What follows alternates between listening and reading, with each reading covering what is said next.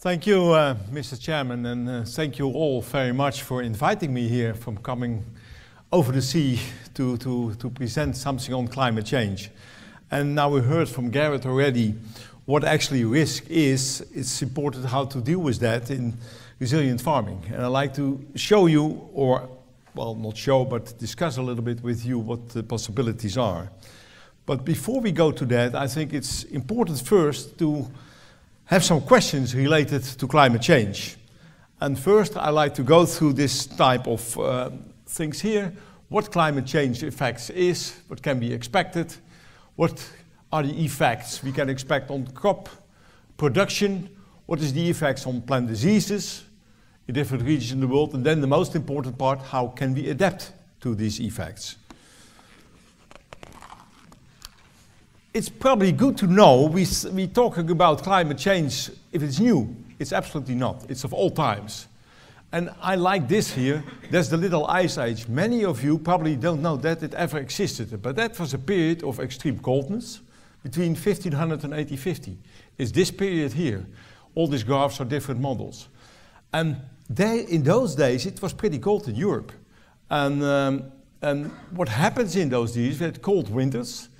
This actually is one of the famous paintings you always see in the Netherlands in museums, this ice skating painted. That was because there was every winter there was ice, but we don't have it anymore. So that's important to know. But also there were crop production changes, a lot of famine, and population drops. If you compare that, for instance, in Iceland in the year 1000, it was quite warm there. In Iceland, there were more people living in those days in Iceland than are living today. So it was a really change in populations during those days. You also see after 1850 it's a really rise. That's the Industrial Revolution, and that's coming up and even going up now. So now we're talking about in the rise, but it's from other times as well. Well, what does climate change more or less means if you think in general terms in Europe? Well, this is general. Winters and summers get warmer, longer growing seasons. Winters get wetter. Rain falls less and shorter but more intense. A river flood and more rainy days in winter and fewer in summer. And actually, that's what you see at the times today. Floods caused by global warming, says Minister. That's what you really see here in Britain today. So it's really already here. Another point is, increased precipitation deficit in summer, that's also part. We get more dry summers. They expected that 1 in 3 years there will be a dry summer. And this, I think, is the most important part, the more extreme weather patterns. It's more difficult to predict. We get more sunshine and more CO2. In overall, I think this is getting in the northern and northwestern Europe, there is really very extreme weather we expect in the Mediterranean area. It's very hot and dry. And that's what this model shows. Here, this is a model that shows what happens in between, let's say, 2000 and 2100. And that shows that in this whole Mediterranean basin, the decrease in precipitation will be about 30%. It's already dry there, so it will be extremely dry. And you see that all the desert is actually moving over from Africa to Europe. And it's also reflected in temperatures. The temperature will be about +4, that's the dark red, in this area, +3, and it will be extremely dry there. So that gives a little bit idea. So in the north and northwestern Europe, I think we probably can cope with that, but in the southern area, it will be really extreme. But that's the general picture what we have on climate change. How does that affect on crop production?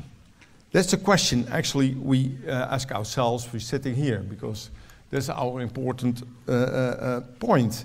And I skip now to northwestern Europe, and actually if you really say on crop production, you see we get warmer springs, early sowings are possible, a longer season, so probably we can have high yields. Increased canopy, because a longer season, the more water and nitrogen can be used, also higher yields can be predicted. More carbon dioxide in the air, we know that already from our greenhouses. If you pump in carbon dioxide, you get higher yields. The stomata are more closed, that's the stomata in the leaves, less transpiration, and improved water use. So actually, you think, well, that's good news, the climate change. We get better yields in our part of the region. But there's always a but. And the but is that we have more extreme weather variations. And that makes it really difficult, because you get increased risk of crop failure because of those unpredicted variations. So you need actually more resilient cropping systems in the future.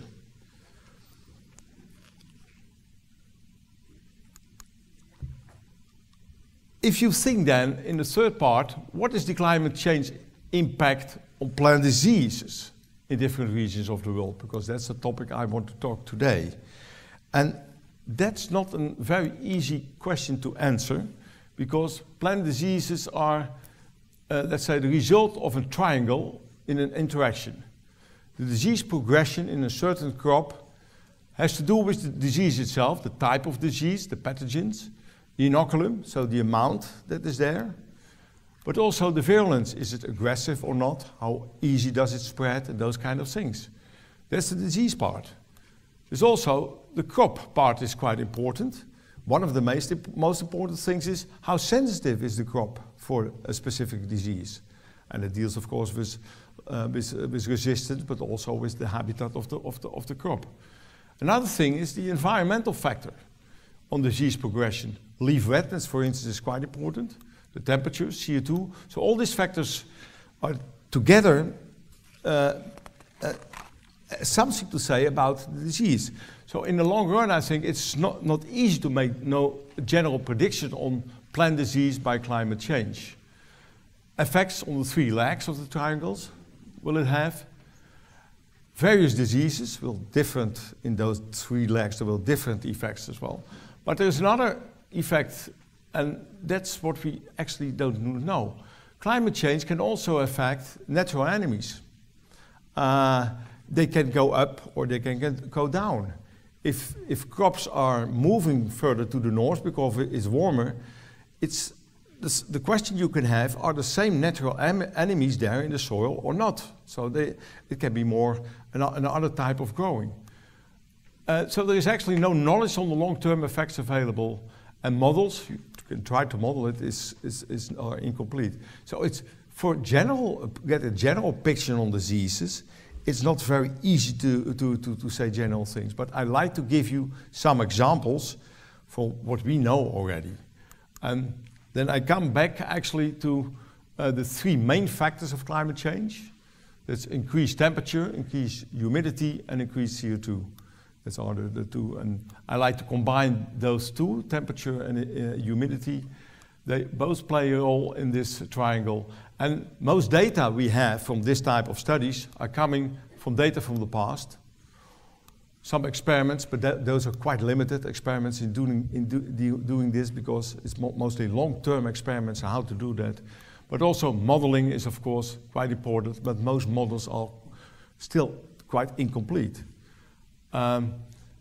So, to give you a first example, what we know, there's this one. This is quite a classic one. It's an example from Finland. And it's Phytophthora in potato to the higher latitudes in Finland. And what you see, a graph that's really going down. And what the graph means actually is the first late blight after planting your potatoes. It used to be in the 90s, 80 days after planting, and now they see it already 40 days after planting. And that means quite a lot, because they have now really problems with Phytophthora they never had. It's 17 times more risk on Phytophthora they have in the normal season. And that is really strong evidence that due to this temperature change, something happens in their culture. Another thing is, that's more based on modeling, is this, what I received from Mike Jaeger. It's Phytophthora, but another one, cinnamoni. What happens actually, Phytophthora is still in the Mediterranean basin, if the climate warming is about 3 degrees.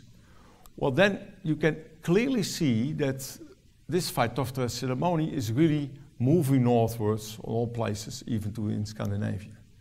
And that really shows what you can predict with the temperature increase.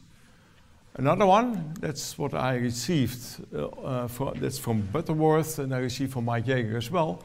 It's in Britain, and it gives you, it looks complicated, but it's really not. It gives you a predicted climate change effects on the phoma stem, canker, in oilseed rapes. And this is the baseline. The left hand is the yield, and it's the yield loss. The baseline is giving actually what it is now. And then you see 2020, 2050 with lower CO2 and with high CO2, just two models. So you can compare this, and you see do not much difference. Here you see actually what the increase is in yield. And what you see in 2020 and 2050, that the yield actually is going from more to red in the northern area. So the yield in the north is increasing, and in the south is decreasing, the yield of oilseed rape. But then if you look at the yield loss due to phoma, you see another picture. The yield of the loss actually is in 2020. It's a little bit higher in the north, but you have also a higher yield, so you can expect it. But the interesting part is in the south. You get a lower yield, but also even more yield loss due to the climate change. So this is really, I think, somebody you can expect that it's moving for better production northwards, but in the south you get a lower yield and also more chances of loss due to phoma.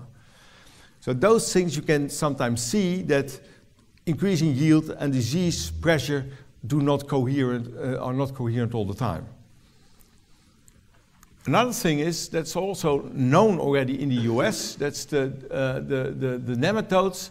It's the soybean cyst nematodes movement. It's a little bit vague picture, but it's the eastern part of the US. This is 73. You see only it was located here in the Carolinas. But you see it moving on to the north quite quickly because it moves about 150 kilometers with 1 degree centigrade increase in temperature.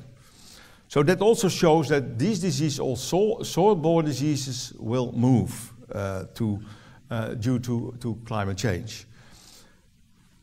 Another thing is, what we are interested in, and you, especially the Scottish as well, is potato Armenia chrysanthemi, that's now known as Dikea. And what we saw actually, we have more aggressive strains, better surviving. We saw in the Netherlands, we had all kinds of Armenias, 3 types, Autoseptica, Caratophora, and chrysanthemi about in the same level. That was normal what we had. But suddenly in 2003 and 2005, we saw this Dikea really coming up. And that could be linked to much warmer summers. And now it's there, it does not disappear anymore because it's also in other crops. So you see really new diseases are coming up as well due to climate change. Well, there's another factor, the increase of CO2. We have now seen the increase of temperature, humidity on the diseases. CO2 is also an important factor that goes up due to climate change. And that's an interesting one because what you see actually, CO2 is going up. What do we expect with soil-borne diseases? Not much. And that's because most people don't know, but in CO2, the CO2 concentration in soil is already much higher than it's in air, about 15 times higher than it is. So a little bit higher CO2 in the air probably will not much affect the soil CO2 and not affect the diseases there. Insects, probably not much affected. Insects are not that sensitive for CO2. The leaves are more waxy, thicker epidermis, more lignin and so on. So probably they are a little bit more less sensitive to diseases, but that's still speculation. So overall, we do not think that CO2 is the major factor we have to think of in climate change in terms of plant diseases. There is, so if you look at the overall effect, and I call now Phytophthora infestans, but that is more or less similar with other diseases as well. In warmer periods, you get longer spray intervals, spores can survive longer, even Phytophthora can survive in the stems. The wetter periods is really a problem, so because fields are not accessible all the time for spraying. That's really a thing, so time applications are more critical. while fields are not available. That's the effective leaf coverage diminishes, so that really a pesticide is covering the leaves diminishes because it's raining and it's leaving. A shorter spray intervals. So in interchanging, the fixed spray schemes that you normally have now are a great risk because there is so much happening between those two time points. And Phytophthora infestans gets also rapid active after warm periods, and that's for most of the diseases. So there is really something happens that has more to do with management of the disease getting more difficult. I think if you compare it with the present days for especially these fungal diseases. There is one thing more happening. I will not go, probably you cannot read it, but one thing we always have to think of is plant pathogens move. They do over the world. These blue lines are quite important here because that we all have affected. That's Phytophthora that came in 1850 from Mexico to our continent, and that's why we had a famine in Ireland and the rest of Europe. And we also had in 1980 the same, then another pathotype was coming in. So, but that goes for all the pathogens. They are moving over the world. So new diseases will come in let's say, in a system that is not really stable anymore. So that can have some unpredicted effects. And you never had the diseases, the system is not stable due to climate change, so we do not know the effects. But we really have to think of that. So overall effects of climate change, the crop and diseases, we can say it's climate change of all times. So that's probably not a worry, but we have to worry. In North and Northwestern EU, your opportunities for better crop yields are there, but we get more extreme weather changes expected, more threats by endemic and invasive diseases. So we have to work on mitigation this risk of diseases, and that's why I say we have to adapt with resilient plant and cropping systems. And that's what I want to say a few words about it now, because my point actually is, if you think of diseases, why are there so many chances of diseases in our cropping systems? That's really strange. Why are so dependent on crop protection? Why so many diseases? And that's, I think, a quite important question if you think in terms of resilience. If you, for instance, look at nature, in normal ecosystems in nature, healthy plants are rather a rule than an exception. There are not so many diseases. In crops, it's the opposite. So the question is why? Well, my point is, we did it ourselves. And we did it ourselves because we did for 10,000 years, we are doing agriculture now. And what did we do? We did monocultures of one cultivar. And we did it more and more, so we select actually for more aggressive pests. We have homogeneous and large field. So actually in those fields there are no natural biodiversity to compete with those pests. The third point is we want to have bigger and full ripened fruit and all harvest at one time point. That's a paradise for pests as well. It's just falling in and you're there. And also, that's also important, all these fruits during all those thousands of years need to be healthy for a human being. But by selecting on plants healthy, we lose all the toxic compounds that are not healthy for the human, but also not healthy for pests. So also these crops are very healthy for plants, for diseases as well. So my point a little bit is, natural resilience has been sacrificed for the production.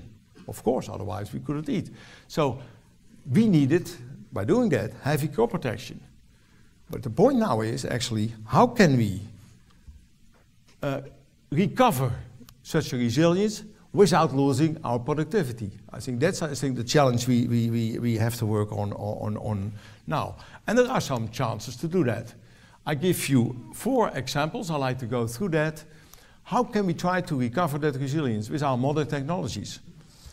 And one is, of course, seed technology. And many of the things we do already. Seed health. Well, we at in Wageningen where we work, we do a lot of seed health diagnostics. We already do that for 50 years. We develop all kinds of assays for seed health. They're used by the Dutch inspection services, plant protection services, seed companies, breeding and propagation companies, and also academic laboratories. All these diagnostic tools are exported over the world. And what it is, for instance, in the Dutch inspection service do more than 10 million assays each year on seed health for potatoes, seeds, and flower bulbs and things like that. So the point is, you can easily, and we can do that for all the crops, start with healthy seed. It's simple, but we have to do that. Another thing is, I think we have to work on, and we can do that, is breeding technologies. So can we get our crops more resistant to our main diseases? And I give you an example, of course, of potato again, and on Phytophthora in potato. And I showed you Phytophthora in potato is a huge problem in our countries. We had a program running since 2002, and it's just finished.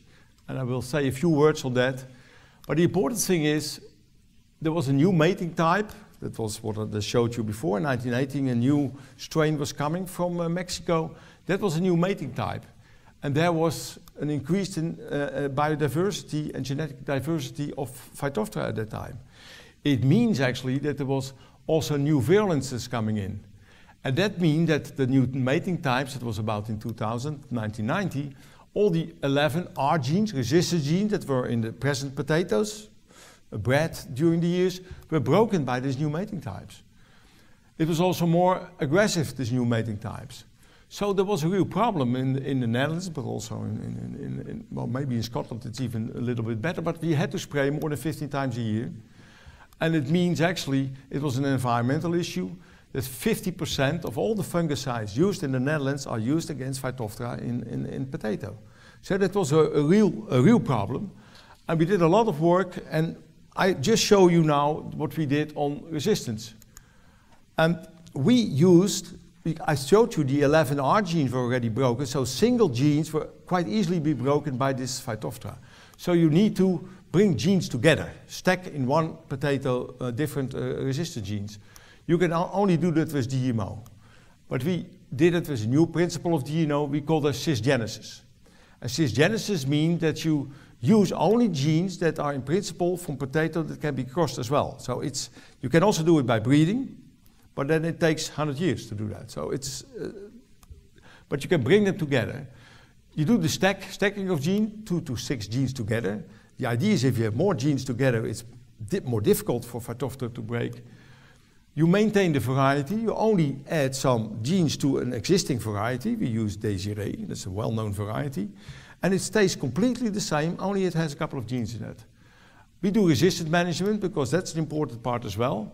You have to work also on Phytophthora, because at the end of the day, if you do nothing and you do not monitor Phytophthora to see if new virulence occur, at the end of the day, it will also break these resistances. We did it marker-free, no antibiotics. That was also to say something to Greenpeace and things like that. We really put in only potato genes, no other genes. We had lots of transparency, we had communications all over the time. Every year we had open day fields, we invited the NGOs and farmers and so on. And the last point is not that important. And this really shows what happens. It's a 10 years experiment. If we have a control plants in the field without genes, Desiree, or with some of the old genes, well, Phytophthora just infect them. If you add one new gene, probably you cannot see it from the back, they do quite a lot, but after 1 year, you see already some speckles again back. So they are, after 1-2 years, one genes are started to be broken. But if we combine genes in one plant, 23, after 3-4 years, you don't see anything. And this was actually the finish of our project in the September this year. This really shows, let's say, the way to the future, as we call it. It's in the left-hand side, you see the sensitive Desiree potatoes just sprayed. Well, if you spray enough, you don't see Phytophthora. But here you see with Desiree with all genes, single genes, and here at the end you see when we combine genes, no spraying, no spray at all during the whole season. And here you see actually no Phytophthora at all. So that is also our debate with Greenpeace in this respect. with the NGOs, and that's a serious, I think, debate. Do you want 50 times spraying, or do you want, with cisgenesis, 1, maybe 2 times spraying a year? And that's, I think, the debate as a society we need to have to think of these elements.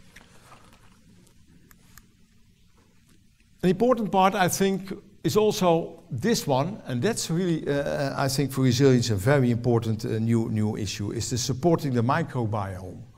The microbiome of the plant is so important. The same as a human, we have more bacteria in our intestines as we have cells, so that's the same for plants. They also rely hard on the microbiome, the microorganisms that are in the plant, outside the plant, in the rhizosphere and so on. And that's an important, let's say, shell for the plant to protect themselves against diseases. And how can we do that? Well, we know that in the soil, 95% of, more than 95% of the biomass is bacteria and fungi. And important is, and it shows this figure here, per gram of soil you have hundreds of billion microorganisms.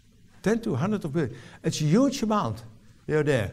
And it's interesting if you look at the soil and you look at the biodiversity, it's big but not that big. But in the micros, in the rhizosphere, just close to the roots, the biodiversity of microorganisms is very high. So that's really, that's what we like to know, because they play the role in protecting the plant. And also in nutrition taking up and things like that. So the question is actually how to attract beneficial organisms that are there in the rhizosphere, and the beneficial, the good the friends, and not the diseases, of course. So a little bit, if you look at this cartoon, these are the diseases, and these are the green guys are the good guys. And the idea is how to attract them and get them there so that diseases don't get a chance. And that's an interesting part, and we can do already something with that. First is do some seed coating with good microorganisms. Combination of microorganisms and seed coating, you can have beneficial microorganisms, we know already some. They can suppress the diseases. When you coat them on seed and the seedling is growing, they go with the root and they probably can suppress the diseases in a very early stage. You can also add helper microorganisms that actually can support this inoculum. So this is an interesting part. When you talk already with healthy seed, you add this type of microorganism. That's really thing that really can help in the future to protect this plant. Another thing is already a classic experiment I got from Professor Piet from Utrecht, what actually shows here that if you have a wheat crop and you have a rotation, you get wheat take all disease quite heavily. But if you leave this wheat as a monoculture for a long time, you see actually that the disease is really fading away, it's buffered away. And they found out what the reason was, because there was a Pseudomonas actually was coming up in such a monoculture in a stable situation, and this Pseudomonas was producing an antibiotic. And that actually was able to, in this situation, to have a stable situation where this Pseudomonas was in, and you could have a long-term monoculture of wheat this time. Mostly we think you'd have a crop rotation, because the other way you have many more diseases and things where you need crop rotation. So it's not a one bullet, let's say one thing fits all. It's more complicated. But in a way, microorganisms play the important role. This is also an interesting one. That is endophytic microorganisms. That is on potato again, Dickia solani. If you have Dickia solani in potato, it really kills your complete potato. But if you add Serratia plumitica, that's this row here, you really see that it's completely helping to defend against this disease. And what you see here, and that's an interesting part, this Serratia is going inside the potato as an endophyte. So you can expect if you use them once, they probably get in the stolons and maybe go also in the offspring. So you can help the plant to build up inside its own helper microbiome as well. So this really gives you, this cartoon gives you what we want to do. That's, I come back with the 10 years story. 10 years again, we had a lot of microbiome diversity around plants, as we still see in wild nature. But during our domestication, we really which was much less biodiversity. And the challenge is actually what we should do, that we should help them and add microbiodiversity again back to this plant without losing of crop production and yield. And this is also shown last year by the American Society for Microbiology. They had a very interesting paper that microbes can help to feed the world. And what they said is improved understanding of plant-microbial interaction has the potential to increase the crop productivity by 20% while reducing fertilizer and pesticide by 20% within 20 years. And also what it can do, it can make crops more climate proof.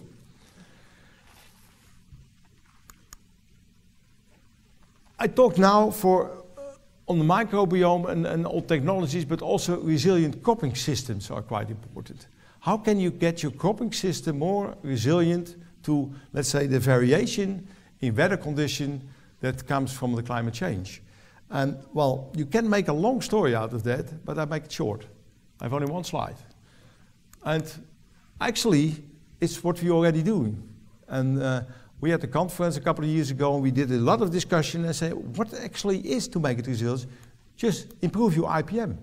That's basically what we should do to adapt to climate change. So I go through the IPM principle. One of the most important principles of IPM is prevention, and another one is, we come to that later, is early warning and then do appropriate measures. But if you see prevention, green is what we already do or can do, and red is where we have to work a little bit on that. But prevention, the absence of disease in planting material, that's already done and can be done probably more, but this is the 2 points I really like to focus. The right microbiome around the seed it's starting now with seed companies, they're doing that. Still a lot of knowledge unknown, but that's really, I think, a really added value to that. Healthy and buffering soil and rhizosphere. Well, we talk already much on healthy soil. There is something known, but really have a buffering soil. What microorganisms in soil are important to stabilize your whole production. That's important. Well, resistant plant and crops. I showed you that. That's already, it can done be more. And I have to say, we need to use all the modern technologies in this respect, because otherwise it's a difficult task. But with all the genomic knowledge and the technologies, we can really improve this one. And robust crop rotation. I showed you the no rotation, but also crop rotation is also an important part. We know more about that. Well, that's one part of the IPM. The other things of IPM rules during culture is precision farming. That's already one of the main issues of IPM.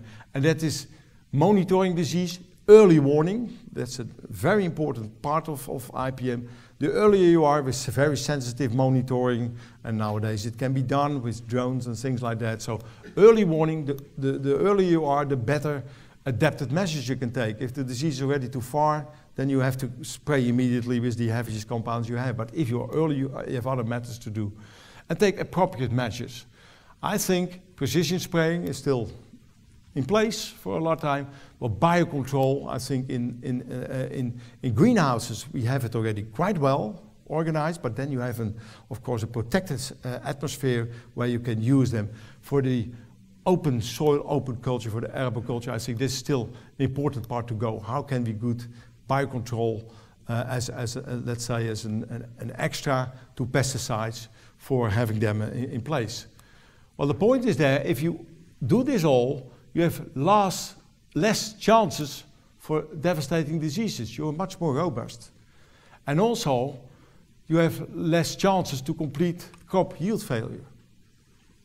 And basically, it means that you actually have a system, if you bring that in place, that is climate change proof and more resilience. Of course, you should have some yield losses, things like that, but the point is you have more robust system when you all have this in place that you can cope with that. So I like to finish, Mr. Chairman. I don't see a red light, but it's the important thing, I think, what can you do with climate change? The impact and opportunities, of course, there are three options, I think, what everybody likes to do or can do. You can deny it. Well, say it's not there. You hear it in the politics many times. It's just some scientists think of and it's not there. Well, it's not very wise to do. You can just ignore it and say, well, we see what happens. Also not very nice, very smart to do. I think you have to adapt, especially to CO2, more humidity, but also to a higher temperature, and that's what this likes to show you. So my advice is adapt, and thank you for your attention.